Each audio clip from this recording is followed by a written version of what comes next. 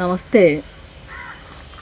ഇവിടെ ദിഗംബരന്മാരായ സന്യാസി ശ്രേഷ്ഠന്മാർ വരുമ്പോൾ ഇവിടെയുള്ള ജനങ്ങൾ അവരെ എന്തെല്ലാം സംബോധനകൾ കൊണ്ട് കളിയാക്കലുകൾ കൊണ്ടും അഭിഷേകം നടത്താറുണ്ട്. ആരാണ് ദിഗംബരന്മാർ എന്നറിയാവോ? ദിക്കിനെ അമ്പരമായി ധരിച്ചവരാണ് ദിഗംബരന്മാർ. അതായത് അവർ വസ്ത്രമെടുക്കാത്ത സ്വാമിമാർ, അല്ലെങ്കിൽ നഗ്നരാണ്, മുണ്ടെടുക്കാത്തവർ എന്ന് പറഞ്ഞ് സോഷ്യൽ മീഡിയയിൽ അല്ലെങ്കിൽ എല്ലാ മാധ്യമങ്ങളിലും കളിയാക്കാറുണ്ട്.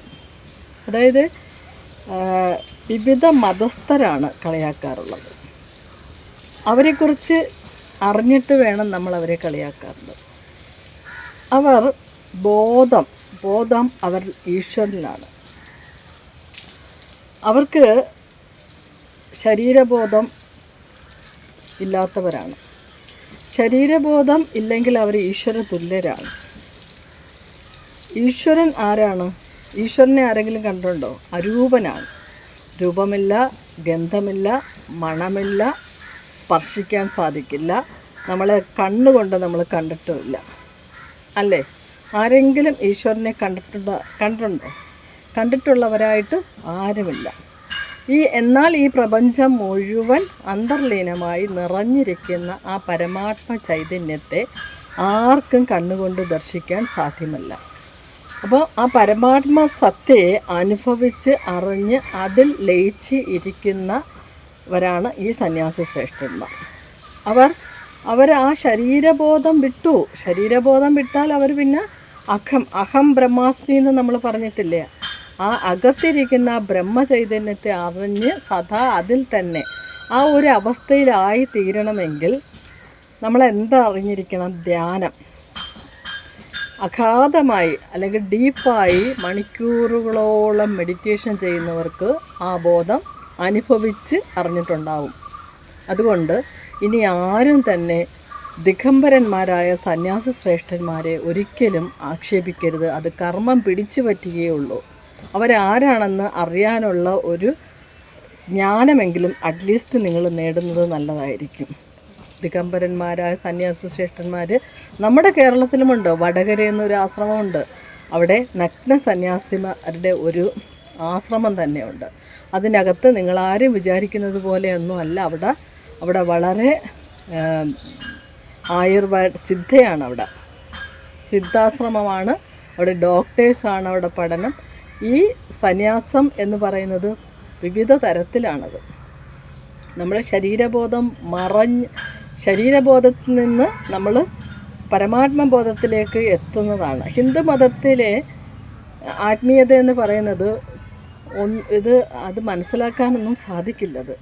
അത് മറ്റ് ഇതര മതങ്ങൾക്കൊന്നും പറ്റില്ല. ഞാൻ മതമല്ല ഇവിടെ പറയുന്നത്. കാരണം സൂര്യൻ എന്ന് പറയുന്നത് എല്ലാവർക്കും ഒരുപോലെയാണ്. ഹിന്ദുവിന് വേറെ, മുസ്ലിമിന് വേറെ ഒന്നും ഒരു സൂര്യനും ഇല്ല. ചന്ദ്രനും അതുപോലെ തന്നെയാണ്. അതാത് സമയത്ത് ചന്ദ്രൻ്റെ വൃദ്ധിക്ഷയങ്ങൾ ഉണ്ടാവുന്ന 15 ദിവസം ആകുമ്പോൾ തിഥിയും ക്ഷയവും ഉണ്ടാവുന്ന സൂര്യൻ എല്ലാ ദിവസവും ഉദിക്കുന്നു. ഇപ്പം മഴക്കാലമാണ്, നമുക്ക് സൂര്യൻ ഉദിച്ചില്ലെങ്കിൽ ഉണ്ടാവുന്ന ദുഃഖവും സൂര്യൻ ഉദിക്കുമ്പോൾ ഉണ്ടാവുന്ന സന്തോഷവും എല്ലാ ജനങ്ങളെ, അതായത് അണു മുതൽ പരമാണു മുതൽ കൃമി വരെയുള്ള എല്ലാ ജീവജാലങ്ങളെയും അത് എങ്ങനെയെല്ലാം സ്വാധീനിക്കുന്നത് നമ്മൾ അനുഭവിച്ചിരിക്കുന്നവരാണ് അല്ലേ?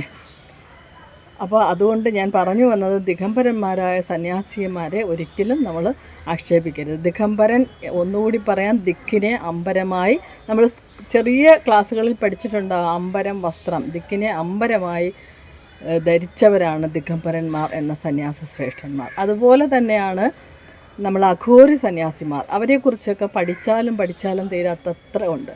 ഇതാണ് രണ്ട് സഹോദരന്മാർ, ഒരു അന്യമതസ്ഥരായ സഹോദരന്മാരാണ്. അവർ ഒരു 10-22 വയസ്സുള്ള ഒരു പെൺകുട്ടി അഘോരിയാണ്. അപ്പം തലയോട്ടി പാത്രത്തിൽ മധുര പാനം സേവിക്കുന്നു. അപ്പം അതിനെ പോയി വീഡിയോ എടുത്തിട്ട് കളിയാക്കുന്നത്, അതൊന്നും ഒന്നും അല്ല. അപ്പോൾ അത് അഗാധമായി പഠിക്കേണ്ടത് അവർ ആ തലത്തിൽ പോകുന്നത്. വിവിധ തലങ്ങളുണ്ട്. മനുഷ്യൻ്റെ തലമൊന്നും നമ്മളീ കാണുന്ന മോഡേൺ ടെക്നിക്കൽ യുഗവും ഒന്നുമല്ല. നമ്മളൊരു വേറെ അവസ്ഥാന്തരം പിടിച്ചൊരു യുഗത്തിലാണ് നമ്മൾ ജീവിക്കുന്നത്. ഇതിനപ്പുറത്ത് കോടാനുകോടി സത്യങ്ങൾ ഒളിഞ്ഞിരിക്കുന്ന ഒരു പ്രപഞ്ചമാണ് ഈ ഭൂമി എന്ന് പറയുന്നത്.